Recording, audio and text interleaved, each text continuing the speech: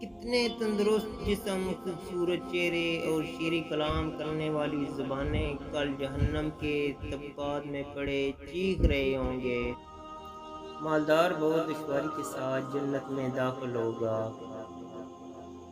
اپنی ضرورتوں کو محدود کر لینا ہی بڑی دولت مندی ہے۔ جب تمہاری روزی دوسروں کی روزی سے الگ ہو تو پھر یہ بے صبری اور پریشانی کیوں؟ سچے کا تھوڑا سا مال جھوٹے کی بہت سی دولت سے بہتر ہے۔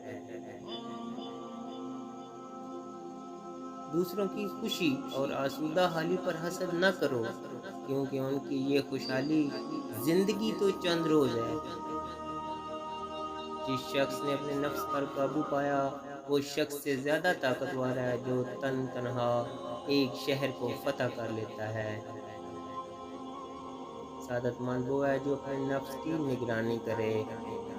جو شخص زندگی کی مناسب ضروریات سے زیادہ کا طالب ہو وہ کبھی مطمئن نہیں ہو سکتا۔ جہالت لڑکوں کے دل سے وابستہ ہے، مگر تربیت کی چھڑی اس میں سے اسے دور کر دے گی۔ تھوڑا جو اللہ تعالیٰ کے خوف کے ساتھ ہو اس بڑے خزانے سے جو رنج کے ساتھ ہو بہتر ہے۔ عورتوں کی خواہشات پر کام نہ کرنا۔ میں نے اپنی بیوی کی خواہش پر شجرے ممنوع کھا لیا اور شرمندگی اٹھائی۔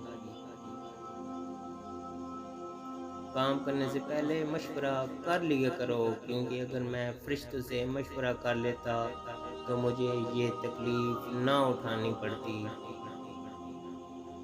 جس کام سے تمہارا دل مطمئن نہ ہو اس کام کو نہ کرو، کیونکہ جب سے میں نے شجر ممنوع کھایا تو میرا دل مطمئن نہیں تھا، مگر میں اس کے کھانے سے باز نہ رہا۔ ہر ایک کام کرنے سے پہلے اس کا انجام سوچ لو۔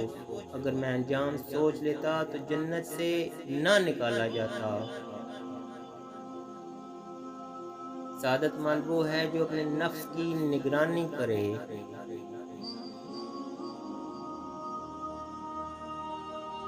سچے کا تھوڑا سا مال جھوٹے کی بہت سی دولت سے بہتر ہے۔ جو شخص دنیا کی مناسب ضروریات سے زیادہ کا طالب ہو وہ کبھی مطمئن نہیں ہو سکتا۔ جب تمہاری روزی دوسروں کی روزی سے الگ ہو تو پھر یہ بے صبری اور پریشانی کیوں؟ جس شخص نے اپنے نفس پر قابو پایا وہ شخص سے زیادہ طاقتور ہے جو تنہا ایک شہر کو فتح کر لیتا ہے۔ تعلیم بہترین خیرات ہے۔ تھوڑا جو اللہ تعالیٰ کے خوف کے ساتھ ہو اس بڑے خزانے سے جو رنج کے ساتھ ہو بہتر ہے۔ تم دنیا سے عداوت رکھو، اللہ تعالیٰ تمہیں محبوب رکھے گا۔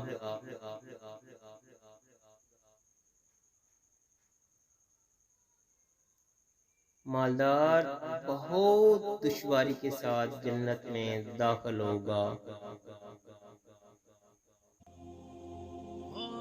اور آخر میں عارضی دنیا مطمئن نہ ہونا، میں جاؤ دانی جنت میں مطمئن تھا، اللہ تعالیٰ نے مجھے وہاں سے نکال دیا۔